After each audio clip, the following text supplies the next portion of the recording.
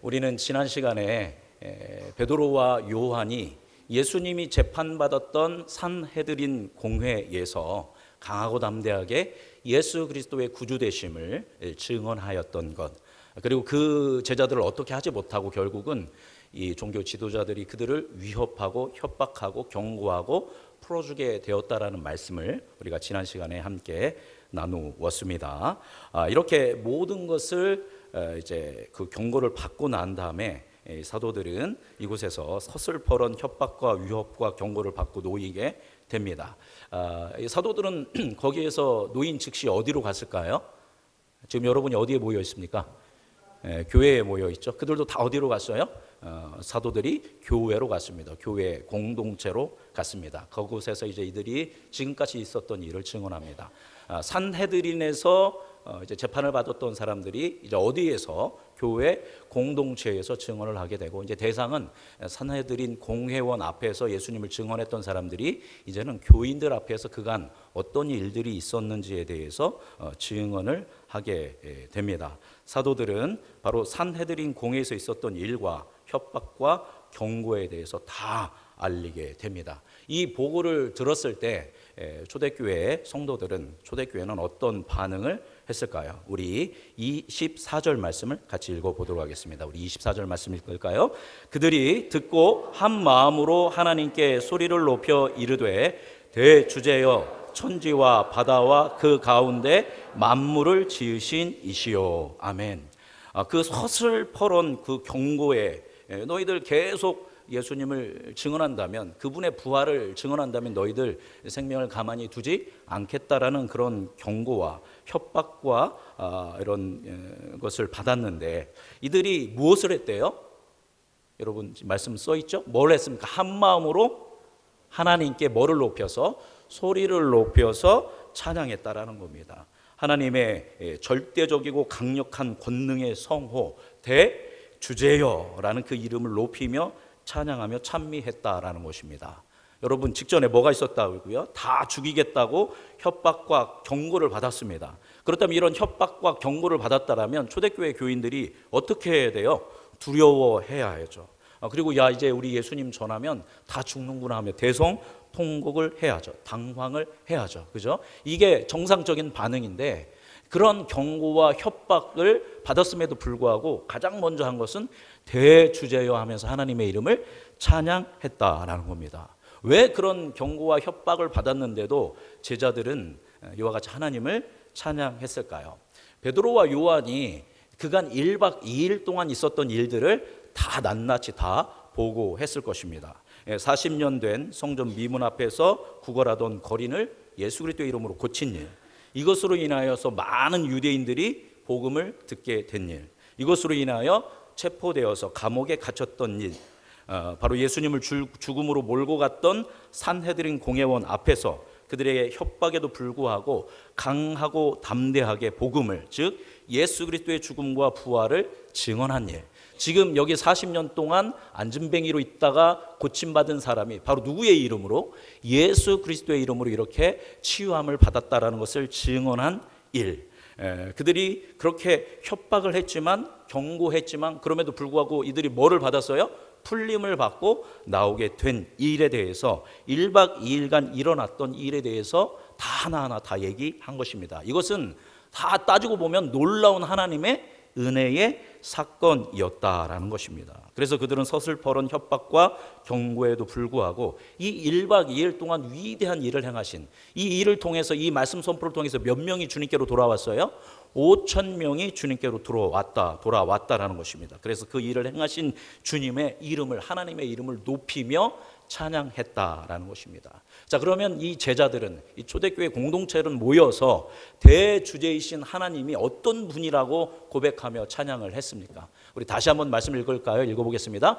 그들이 듣고 한 마음으로 하나님께 소리를 높여 이르되 대주제여 천지와 바다와 그 가운데 만물을 지은 이시오. 할렐루야. 하나님은 어떤 분이십니까? 천지와 만물을, 다 바다의 그 천지와 바다의 그 가운데 있는 모든 만물을 창조하신 창조주이심을 고백합니다. 그 가운데 이 천지의 가운데에 모든 물리적 법칙과 섭리를 설계하시고 운행하는 주권자가 바로 누구예요? 대주제이신 우리 하나님 아버지시다라고 고백을 하고 있습니다. 자, 두 번째 그들이 고백하는 하나님은 어떤 하나님입니까?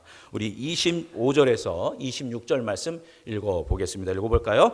또 주의 종 우리 조상 다윗의 입을 통하여 성령으로 말씀하시기를 어찌하여 열방이 분노하며 족속들이 허사를 경영하였는고 세상의 군왕들이 나서며 관리들이 함께 모여 주와 그의 그리스도를 대적하도다 하신 이로소이다. 예, 하나님은 어떤 하나님이래요?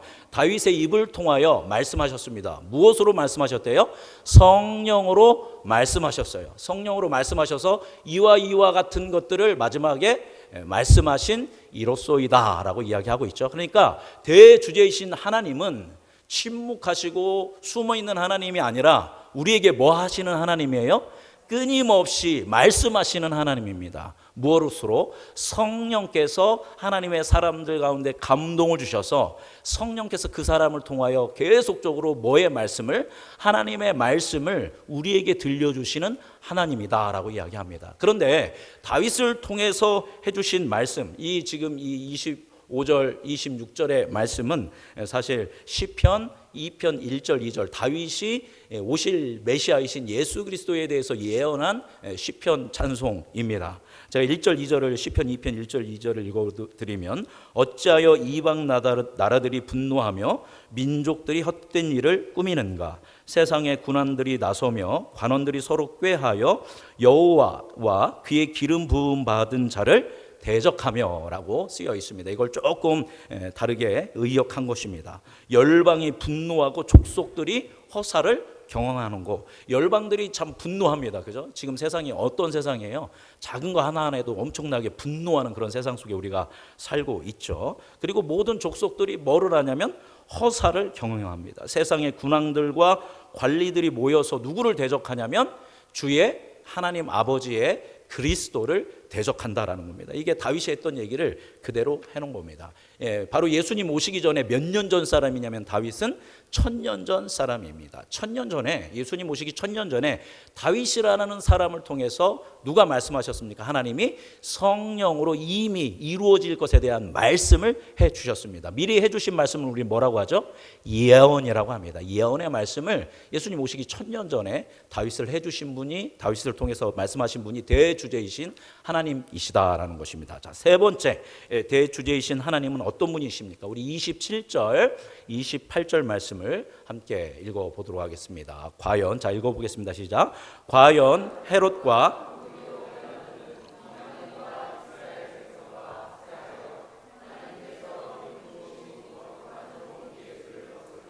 하나님의 권능과 뜻대로 이루려고 예정하신 그것을 행하려고 이 성에 모였나이다. 아멘. 세 번째, 대주제이신 하나님은 예수님께 일어날 이 모든 일들을 뭐 하셨대요? 노란 글씨로 써놨습니다. 뭐 하셨대요? 예정하셨고 그 예정하신 일을 성취하시는 분이 바로 대주제이신 하나님이다라는 것입니다. 앞서 이야기한 25절, 26절의 그 예언의 말씀이 성령으로 감동된 이 말씀이 27절, 28절에서 하나님의 예정대로 성취되었다라는 겁니다. 앞서 얘기했던 세상의 군왕들과 관리들은 누굽니까? 바로 본디오 빌라도, 그리고 이제 가야바, 그리고 산헤드린 공회원을 이야기하는 것이죠. 바로 그래서 27절대로 과연 헤롯과 본디오 빌라도는 이방인과 이스라엘 백성과 어떻게 해서 합세해서 힘을 합해서 하나님께서 기름 부음 받은 거룩한 종 누구를? 예수를 거슬렀다라는 것입니다. 그래서 다윗이 1000년 전에 예언했던 그 말씀이 그대로 누구를 통해서? 예수 그리스도를 통해서 어떻게 되었다? 예정하셨던 그것들이 성취되어졌다라는 것입니다. 이 짧은 찬양 대주제여 하면서 대주제이신 하나님은 뭐 하시는 하나님이라고요? 온 세상을 창조하시는 하나님이시고, 그 하나님은 성령을 통하여 우리에게 말씀하시고 예언하시는 하나님이시며, 그 하나님께서는 예정하신 그 모든 것들을, 성경에 예언된 그 모든 것들을 뭐 하시는 분이다? 다 성취하고 확정하고 이루시는 분이 우리 대주제이신 하나님이다 라고 찬양을 드리고 있는 것입니다. 자, 다시 얘기하면 헤롯과 본디오 빌라도, 산헤드린 공회원이 다 힘을 합해서 하나님의 기름 부으신 그리스도 메시아 누구를 죽였어요? 예수님을 죽였습니다. 누가 죽인 거예요? 마치 이 지도자들이 예수님을 죽인 것 같지만 알고 보니까 이것은 하나님이 미리 뭐 하셨대요? 예정하신 일입니다. 미리 창세 전에, 그렇죠? 창세 전에 우리를 구원하기 위하여 예정하셨고, 누구를 통해 예언해 주셨습니까? 다윗을 통하여 성령으로 이 사건에 대해서 1000년 전에 말씀해 주셨고, 창조주 하나님께서 그 상황과 그 섭리와 그 하나님의 권능으로 누구를 도구로 삼아서 헤롯과 본디오 빌라도와 대제사장과 산헤드린 공회원을 도구로 삼아서 예정대로 예수님을 어떻게 하신 것입니까? 십자가에 대속적인 죽음을 죽으시도록 하신 분이 누구라는 거예요? 하나님이시다라는 겁니다. 그리고 그 하나님은 이렇게 죽으신 독생자 예수 그리스도를 어떻게 하셨죠? 다시 살리셨다라는 것입니다. 이 말씀을 잘 정리한 것이 베드로전서 1장 18절에서 21절입니다. 제가 이 베드로가 했던 이야기를 다시 정리해서 읽어드리겠습니다. 너희가 알거니와 너희 조상들이 물려준 헛된 행실에서 대속함을 받은 것은 금이나 은같이 없어질 것으로 된 것이 아니요 오직 흠없고 점없는 어린 양 같은 그리스도의 보배로운 피로 된 것이다. 우리 조상 때부터 지은 죄가 우리가 용서 안 받고 대속한 것은 바로 예수 그리스도의 대속의 피로부터 된 것이다라는 겁니다. 20절, 그는 창세전부터 미리 알린 바 되신 이나, 예수님은 창세전부터 알린 바 되신 예정되신 분이라는 거죠. 이 말세에 너희를 위하여 나타내신 바 되었으니, 말세는 예수님 때부터 지금까지 말세이죠. 이때 예수님께서 나타나신 바 되었다라는 거죠. 너희는 그를 죽은 자 가운데서 살리시고 영광을 주신 하나님을 그리스도로 말미암아 믿는 자니 너희 믿음과 소망이 하나님께 있게 하셨느니라. 아멘. 그래서 앞서 다윗이 예언했던, 그죠? 하나님이 예정하신 창조주 하나님의 섭리 가운데서 이루어진 것은 창세전부터 예수님을 통하여 우리를 뭐하기로? 구원하기로 예정하고 확정하셨습니다. 어떻게? 예수님이 십자가의 죽으심으로 우리를 대속하시고 부활하심으로 우리에게 새 생명을 주심으로 하나님께서 이 일을 이루시기로 다 예정하신 것을 예수님을 통하여 완전히 성취하신 분이 우리의 대주제이신 하나님 아버지인 줄 믿습니다. 그래서 제자들은 이 하나님을 찬양한 겁니다. 그러면서 동시에 그들에게는 어떤 믿음이 있겠어요? 바로 대주제이신 창조주 하나님께서 예정하신 것을, 예언하신 것을 이루신 하나님께서 지금 우리도 뭐 가운데 있어요? 고난과 환난 가운데 협박을 받고 있지만, 경고를 받고 있지만 결국 하나님께서 우리를 향한 뭐가 계시겠어요? 예정하심이 있을 것이고, 예수님께서 예언한 말씀들이 있기 때문에 창조주 하나님의 질서의 섭리 가운데 우리가 핍박받더라도, 우리가 어렵더라도, 심지어 우리가 순교를 당할지라도 우리를 통하여 분명하게 하나님의 일은 이루어지고 하나님은 영광 받아 주실 줄 믿습니다 라는 그런 믿음으로 이런 서슬퍼런 협박과 경고에도 불구하고 가장 먼저 하나님을 뭐 했어요? 찬양했다라는 것입니다. 이 말씀을 듣고 있는 모든 성도님들에게도 이러한 대주제이신 하나님을 철저하게 신뢰하고 그분을 향한 신앙을 고백하며 우리를 통해서 위대한 일을 행하실 주님을 바라보며 믿음으로 살아가는 여러분 되시기를 주님의 이름으로 축복합니다. 자, 그런 다음에 그렇게 하나님께 영광을 올려드린 다음에 이들이 본격적으로 합심해서 소리를 높여 기도하기 시작합니다. 예수를 믿고 그리스도를 믿고 따르는 이들에게도 말씀드린 것처럼 예수님에게 주어졌던 핍박과 박해가 동일하게 가해지기 시작합니다. 제자들은 체포되고 구금받고 경고와 위협을 받았습니다. 그래서 이들은 마음을 합해서 기도하기 시작합니다. 여러분, 이 제자들이 모여서 어떤 기도를 했을까요? 제발 이 위협에서 우리가 벗어나게 해 주십시오. 우리를 안전하게 보호해 주십시오. 아니면 저 대적들과 싸워서 저들을 굴복시키게 하여 주옵소서. 이런 전투적인 기도를 했을까요? 아니면 우리를 협박하고 복음을 전하지 못하게 하는 저들을 심판해 주십시오라고 하는 저주의 기도를 했을까요? 제자들은 그런 기도를 하지 않았습니다. 우리 29절 30절 말씀 읽어보겠습니다. 읽어볼까요? 주여 이제도 그들의 위협함을 굽어보시옵고 종들로 하여금 담대히 하나님의 말씀을 전하게 하여 주시오며. 아멘. 여기까지 읽겠습니다. 첫 번째, 이제도 그들의 위협함을 뭐하여 주옵소서? 굽어보시옵소서. 이건 무슨 얘기냐면 그들을 심판해달라는 얘기가 아니라 우리가 지금 뭐를 받고 있습니다? 위협과 경고와 협박을 받고 있는 이 상황을 주님 뭐 해주십시오? 주목하여 주시옵소서라고 기도하는 겁니다. 여러분, 우리의 어려움과 우리의 아픔과 우리의 슬픔을 누가 보고 있는 것만으로도, 대주제이신 하나님이 보는 것만으로도 힘이 되고 위로가 될 줄 믿습니다. 그래서 이 상황을 좀 하나님 뭐 해주십시오? 우리의 상황을 좀 주목해 주십시오가 첫 번째 기도입니다. 두 번째 뭡니까? 종들로 하여금 담대히 누구의 말씀을? 하나님의 말씀을 전하게 하여 주시옵소서. 하나님의 말씀은 무엇입니까? 예수님이 죽으시고 부활하심으로 우리에게 영원한 생명이 주어졌다라는 이 하나님의 복음을 협박과 경고와 핍박이 있든지 없든지 간에 우리가 담대히 그 하나님의 말씀을 증거하게 해달라고 기도한 것입니다. 우리 30절 말씀 읽어보겠습니다. 손을 내밀어 병을 낫게 하시옵고 표적과 기사가 거룩한 종 예수의 이름으로 이루어지게 하옵소서 하더라. 아멘. 여기서 손을 내밀어 병을 낫게 하옵소서, 여기서 우리 손을 얘기하는 게 아닙니다. 원어로는 이 손이 누구의 손이냐면 하나님의 권능의 손을 내밀어 주셔서 우리가 말씀을 전할 때, 기도할 때 병든 사람들이 어떻게 되게 하여 주옵소서? 낫게 하여 주시고 하나님의 권세와 능력이 나타나서 우리가 증거하는 복음이 진실인 것을 하나님 확증할 수 있도록, 그래서 예수 그리스도의 이름으로 이런 것들이 이루어져서 예수님이 영광 받으실 수 있도록 하나님 큰 기적들을 행하여 주옵소서라고 기도하는 것입니다. 그러니까 뭔가 대적하고 뭔가 전투적이고 뭔가 우리를 보살펴주고 우리를 살려주시고 우리가 승리하고 이런 차원의 기도가 아니라 그들을 용서하고 용납하고 그들이 복음을 들을 수 있도록 하나님께서 큰 기적을 일으키게 해달라고 기도한 겁니다. 오히려 평화의 기도, 사랑의 기도, 복음의 기도, 그 권능을 바라는 기도를 이 제자들이 드렸다라는 것입니다. 자, 이렇게 제자들이 기도를 했을 때 어떠한 결과가 일어납니까? 우리 31절 말씀 함께 읽어보겠습니다. 31절 읽어볼까요? 빌기를 다하매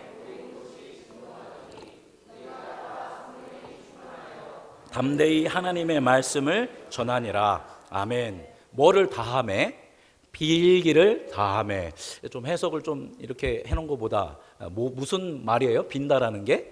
기도하기를 다하매. 이렇게 번역을 하면 더 좋을 것 같습니다. 이들이 다 마음을 합하여 그렇게 큰 소리로 대주제이신 하나님을 찬양하고 예수 그리스도의 이름으로 이것에 대해서 간절하게 기도를 다 했더니 모인 곳이 어떻게 됐습니까? 진동이 일어났다라는 것입니다. 초자연적인 역사가 일어난 것입니다. 그 다음 무리가 다 그 진동 후에 뭐를 받게 되냐면 성령이 충만하게 됩니다. 자, 성령이 충만해진 이들이 뭐를 했대요?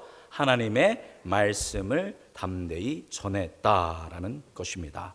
언제 일어났던 상황과 비슷해요? 오순절 성령 강림 주일. 오늘이 오순절 성령 강림 주일이죠. 바로 성령 강림 주일에 일어났던 사건과 아주 유사한 그 성령의 충만함의 사건이 이 초대교회에 다시 한번 일어나게 됩니다. 그리고 그렇게 성령의 충만함을 받은 사람들은 뭐를 했냐면 담대하게 누구의 말씀을 전했어요?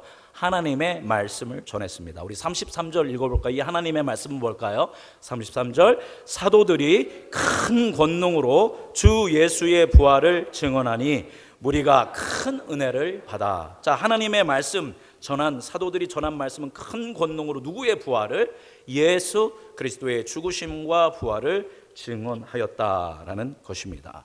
성령 충만함의 결과는 예수님의 십자가와 부활 사건을 통하여 예수님이 그리스도, 메시아, 구원자 되심을 증언했다라는 것입니다. 무엇 앞에서요? 앞서 무슨 사건이 있었댔죠? 그런 서슬퍼런 협박과 경고, 위협 앞에서 성령의 능력으로 담대하게 말씀을 증언했다라는 것입니다. 여러분, 오늘 이 말씀에서 우리가 이 사건에서 꼭 눈여겨봐야 할, 지금까지도 다 중요한 말씀이지만 중요한 요점이 있습니다. 지금부터 더 정신을 차리고 저를 보시면서 말씀을 들으셨으면 좋겠습니다. 자, 이들이 다 지금 제자들이 뭐를 받았다고요? 성령의 충만함을 받았습니다. 여러분, 성령이 임하시면 뭐를 받을까요? 권능을 받습니다. 권능은 뭐예요? 하나님의 권세와 능력을 받는다라는 겁니다. 그러면 우리가 성령 충만함을 받고 하나님의 권세와 능력을 받으면 어떠한 일들이 일어난가라는 겁니다. 우리가 오해하는 것이, 저는 뭐 여러 번 우리 교회에서 이제 설교했기 때문에 여러분 이제 다 이해하시겠지만, 성령 충만함을 한국 교회는 오랫동안 조금 왜곡되게 여태까지 받아왔다라는 겁니다. 성령 충만함의 역사와 능력을 무엇으로 보냐면 막 감정적으로 막 뜨거워지는 것, 그 다음에 신비로운 체험을 하는 것, 초월적인 현상들이 여기저기에서 일어나는 것을 뭐의 능력으로 봐요?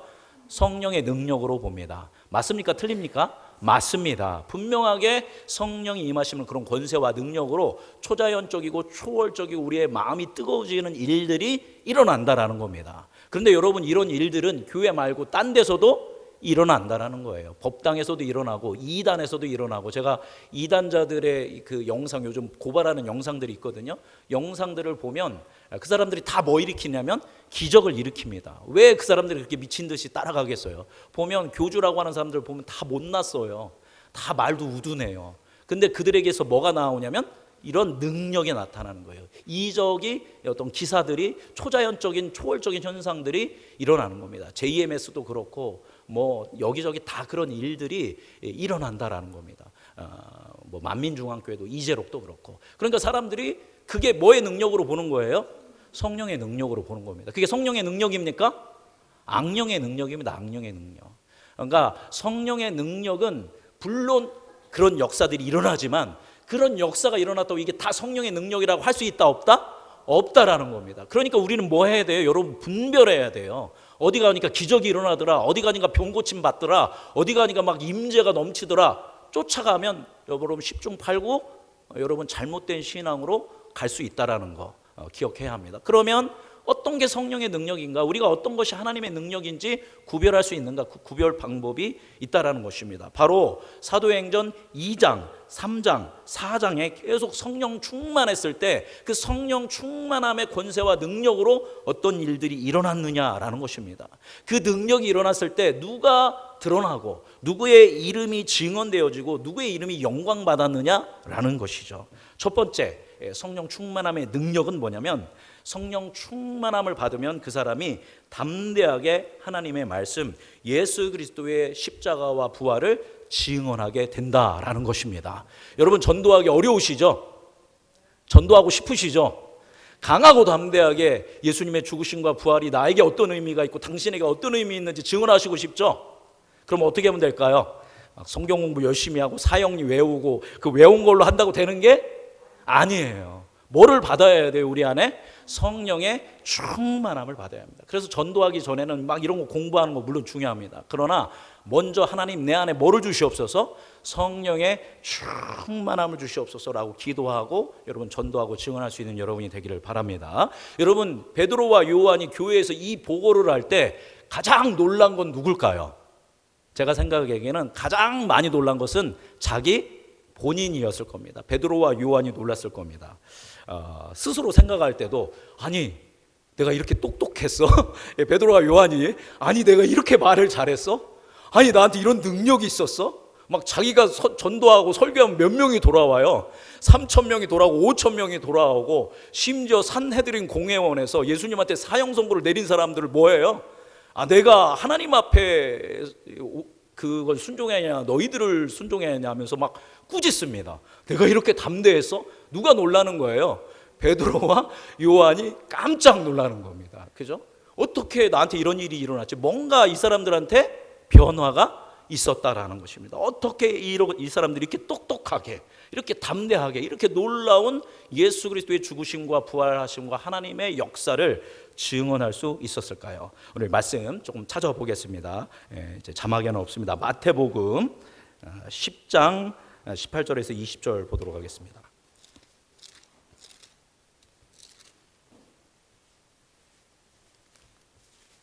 마태복음 10장 18절에서 20절 말씀. 예수님이 제자들이 너희 미움받게 될 거다, 그러면서 너희들이 이렇게 해야 한다라고 이야기합니다. 18절부터 20절 읽어보겠습니다. 시작. 또 너희가 나로 말미암아 총독들과 임금들 앞에 끌려가리니 이는 그들과 이방인들에게 증거가 되게 하려 하심이라.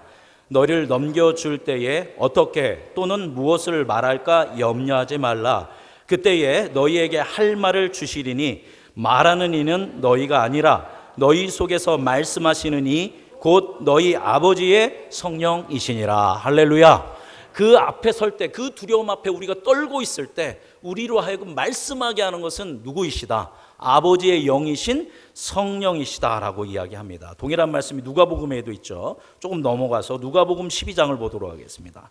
누가복음 12장 11절에서 12절 말씀입니다. 마테마가 누가죠. 12장 11절에서 12절 말씀.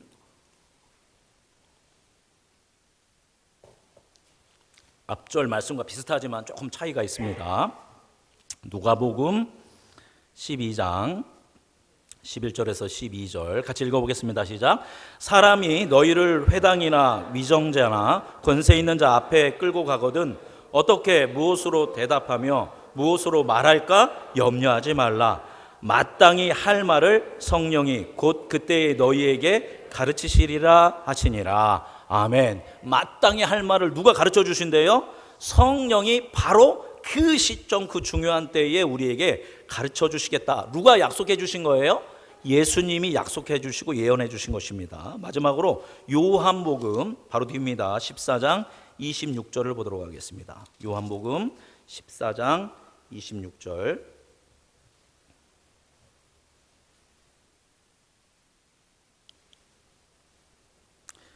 요한복음 14장 26절 읽어볼까요? 시작.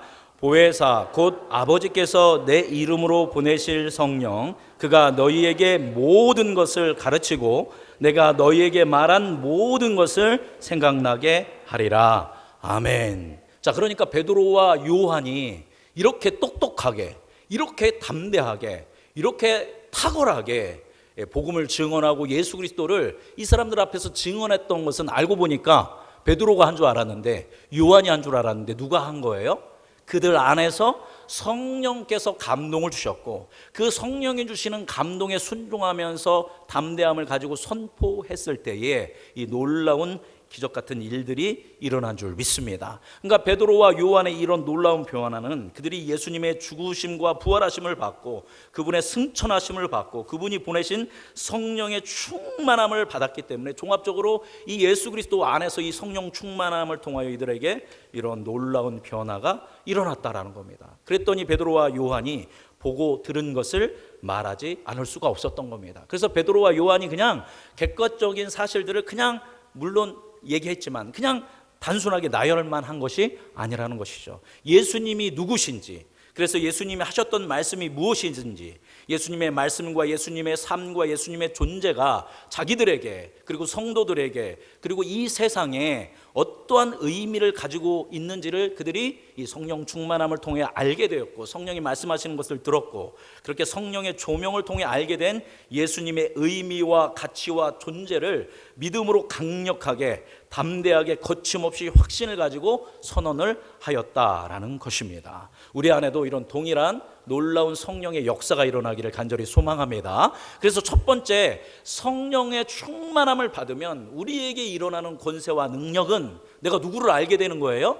예수님을 성령의 조명 가운데 알게 되고 그분을 더 사랑하게 되고 더 의지하게 되고 더 바라보게 되고 그분을 기뻐하고 그분을 즐거워하게 되면서 내가 나를 영원한 생명 구원해 주신 지금부터 영원까지 구원을 나에게 베푸신 예수님을 어떻게 할 수 있다라는 거예요? 강하고 담대하게 증거할 수 있는 능력. 결국 누가 드러나는 거예요? 예수 그리스도가 나타나는 겁니다. 베드로와 요한이 나 성령 받았어, 나 성령의 능력 좀 봐, 이게 아니라 그 성령의 능력으로 누가 나타났다?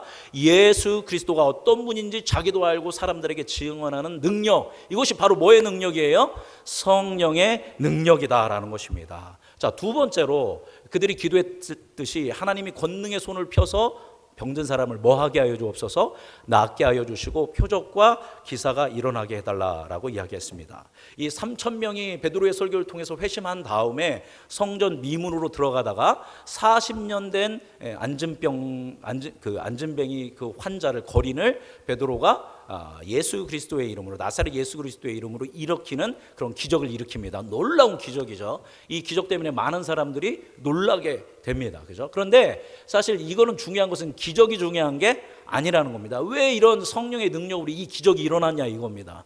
성령의 능력을 받으면 막 기도하면 안수하면 병든 사람 다 낫고, 막 성령의 능력을 받으면 이상한 사람들처럼 막 이렇게 바람 불면 다 날아가고 막 쓰러지고, 그 사람들이 지나가기만 하면 쓰러지고, 이게 성령의 능력이 아닙니다. 왜 이런 성령의 능력을 통해서 기적이 일어나고 초자연적인 일이 일어나는 이유는 무엇과 연결된다라는 거예요? 예수 그리스도의 복음과 연결되는 겁니다. 40년 동안 그가 걷지 못하는 자로 그 성전 미분에서 구걸하고 있는 것은 그 사람 삶 자체가 산 사람이 아니라 어떤 사람이에요?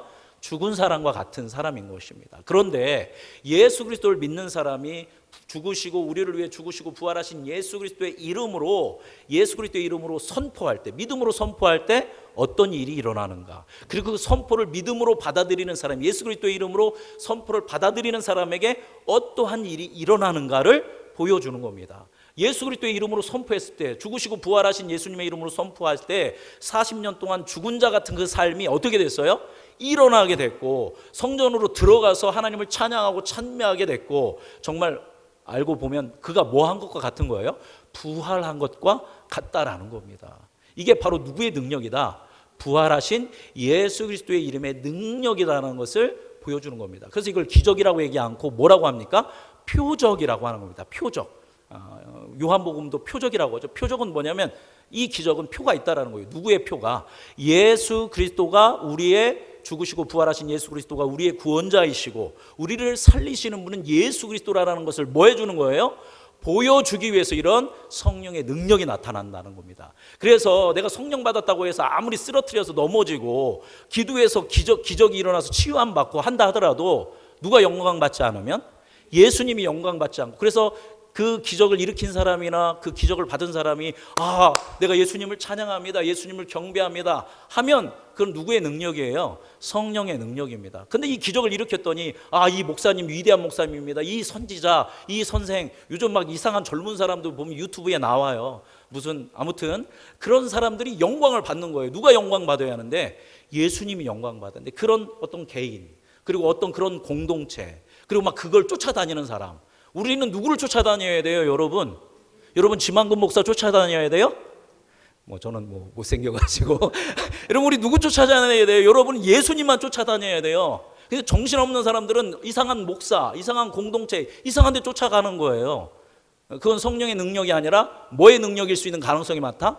악령의 능력일 가능성이 많습니다. 성령의 능력은 그 기적이 일어나면 그 기적을 통해 누가 영광 받으신다? 예수님이 영광 받아. 목사님의 기도가 너무 놀라워서 목사님의 능력입니다. 이거는 아니에요. 그러면 기도하는 사람도, 기도 받는 사람도, 이런 역사가 일어날 때도 우리는 누구에게만? 예수님께만 영광 올려드려야 한다는 겁니다. 이게 누구의 능력이다? 성령의 능력이라는 겁니다. 세 번째, 이제 마지막입니다. 너무나도 이것도 중요한 능력인데, 고 이어령 교수님 들어보셨죠? 제가 일전에 설교 시간에도 말씀드렸습니다. 우리나라에서 가장 인정받는 인문학자입니다. 이어령 교수님은 문학, 역사, 철학, 과학, 지리학, 문화 이런 모든 부분에서 탁월한 분입니다. 그래서 석학의 인문학자에서 올라가 보면 제일 최고봉에 있는 사람이 누구예요? 많이 있겠죠. 많은 사람들이 있는데 그 중에 한 사람이 누구냐면 이어령입니다. 이어령 교수님입니다. 우리나라 문체부 장관도 하셨던 분이고 훌륭하고 수많은 수필과 그런 영향력을 했던 분인데, 그분이 예수님을 믿었을까요? 안 믿었을까요? 안 믿었어요. 끝까지 안 믿었어요. 딸이 목사이고 막 끝까지 기도하면서 온누리교회에서도 기도하면서 막 했는데도 끝까지 안 믿었어요. 그러다가 결국 그분이 그 인문학적, 철학적 여정의 끝에서 결국 예수님을 만나게 되고 예수님을 구주로 고백하면서 그리스도인이 되었습니다. 지금 이제 소천하셔서 지금 하나님 나라에 가셨겠죠. 자, 그렇게 됐을 때 막 교회와 그리스도인들은 이어령 교수가 예수님을 믿게 됐을 대때에서 환영하고 축복하고 그분의 간증에 가가지고 막 이렇게 막 축복합니다 이렇게 썼어요. 우리는 환영하고 축복하고 축하했지만 당시에 많은 인문학자들과 석학들은 이어령 교수님 뭐 했을까요? 비난하고 맹비난했습니다. 당신은 뭐다? 변절자다. 인간의 학문과 우리의 고상한 이런 부분들, 인문학을 배반한 변절자다라고 공격을 했다라는 겁니다. 그 탁월한 그런 종합적인 놀라운 소양을 가진 사람들이, 그 사람들은 성경도 읽고 예수님도 어느 정도 지식적으로 알아요. 그렇다고 해서 예수님을 믿어요, 안 믿어요? 안 믿더라는 겁니다. 이어령 교수님도 그렇게 끝까지 안 믿었어요. 그런데 그러던 이어령 교수님이 그렇게 고집을 부렸던 분이 어떻게 하다가 예수님을 믿었을까요? 그 10년 가운데 누가 역사한 거예요? 누가 설교 잘하는 사람이 누가 막 와가지고 그 사람을 설득시키고 논리로 뭘로 설득시켜서 그분이 예수님을 믿은 게 아니라 이어령 교수님의 심령에 누가 임하시니까, 성령이 임하시니까 성령의 능력으로 내가 이렇게 공부하고 이랬던 것이 결국 누구의 섭리이구나, 대주제이신 창조주 하나님의 섭리이구나, 이 그분의 외아들이신 예수 그리스도가 나의 구원자이셨구나라는 것을 고백할 수밖에 없는 겁니다. 누가 역사하니까? 성령이 그 내면에서 역사하니까. 이게 누구의 능력이에요? 성령의 능력입니다. 아무리 고집이 많고 아무리 강팍하고 아무리 내가 많이 알고 있다고 하더라도 그들이 예수님을 믿을 수가 없습니다. 그들이 예수님을 믿을 수 있는 방법은 오직 하나. 누가 역사해야 한다? 성령이 임하셔서 역사가 일어나야 한다라는 것입니다. 그래서 3,000명이 돌아오고 5,000명이 돌아온 것은 베드로의 설교 가운데 하나님이 역사하셔서 하나님의 말씀이 선포되어진 것도 있지만, 그 말씀을 듣는 10년 가운데도 뭐가 역사하신 거예요? 성령이 역사하셨기 때문에 그들이 회개하고 그들이 마음이 찔려서 와서 회개하고 예수 그리스도를 믿는 거룩한 일들이 일어났다라는 것입니다. 이것이 바로 성령의 능력입니다. 지금 우리에게도 이런 성령의 능력이 역사하고 있는 줄 믿습니다. 바로 말씀을 증언할 때 제가 누구의 능력을 힘입어? 성령의 능력을 힘입어 말씀을 전하고, 우리가 예배하고 기도할 때, 여러분 오늘 말씀 보니까 언제 땅이 진동하고 성령의 충만함을 받았어요? 비일기를 다함에, 하나님의 이름을 높이며 찬양할 때, 그리고 우리가 말씀을 깊게 연구하고 말씀 앞에 자복하고 말씀을 들을 때, 그리고 우리가 전심으로 기도할 때, 종교적인 거 말고 진정성을 가지고 예배하고 우리가 높이고 찬양하고 기도하고 말씀 안에 거할 때 우리에게 뭐가 임해요?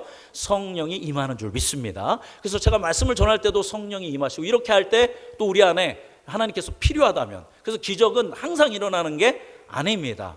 필요할 때 일어나는 거예요. 예수 그리스도의 이름이 높임 받을 때, 이 말씀이 증언되어지는 게 확증되어질 때, 필요할 때 하나님께서 능력을 일으키는 겁니다. 그런 권세와 능력, 병교추임이 받고 예수 그리스도의 이름이 높임 받는 그런 표적들이 예수 그리스도의 이름으로 우리 안에 일어나게 될 줄 믿습니다. 또 제가 증언할 때 여러분 안에서 지금 누가 역사하고 계세요? 성령님이 역사하는 것입니다. 막 불의 종, 이게 중요하지만, 이것도 중요하지만 또 말씀을 듣는 우리도 불의 마음을, 성령의 충만함을 사모해야 한다는 겁니다. 여러분 안에서 성령이 역사할 때 하나님 그 공동체에 하나님의 권능과 능력을 부어주시고 위대한 일들을 행하여 주실 줄 믿습니다. 말씀 정리하도록 하겠습니다. 성령 강림 주일을 맞이해서 하나님께 예배드리면서 제가 간절히 구하는 것은, 우리 음성중앙교회가 예배드리는 여러분 한 분 한 분이 성령 충만한 교회, 성령 충만한 하나님의 사람들이 되시기를 예수 그리스도의 이름으로 축원합니다. 이들이 어떻게 성령의 충만함을 받았습니까? 이 제자들이 말씀을 나눌 때입니다. 소리 높여 하나님을 찬양할 때입니다. 기도할 때입니다. 종교적인 행위를 하라는 것이 아니라 진정성 있는 말씀 나눔과 전심으로 하는 찬양과 하나님의 이름을 높이는 것과 하나님께 기도하는 시간에 성령이 임하실 줄 믿습니다. 여러분 구하고 찾고 두드리십시오. 하나님께서 가장 좋으신 성령 하나님을 여러분 안에 충만히 채워주실 줄 믿습니다. 자, 성령 충만함을 받으면 우리는 뭘 받는다고요? 권능을 받습니다. 권세와 능력 무엇입니까?